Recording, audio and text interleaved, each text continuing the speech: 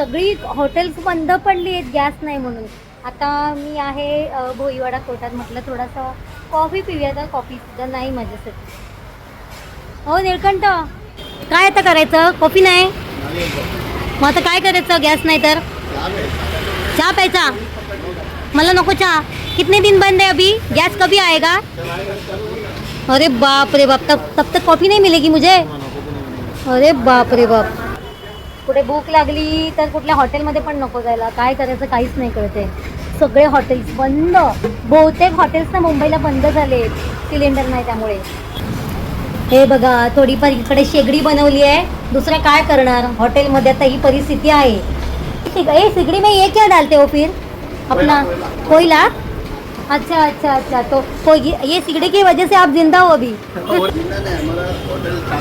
हाँ वही वही वही. Thank you. कल थोड़ा सा मुझे कॉफी बना के रखो. हे काय करतात, ते जेवढ्याने शक्य असेल तेवढं ते बनवतात चहा वगैरे, पण सगळं काही त्यांना बनवता येत नाही. काय करणार.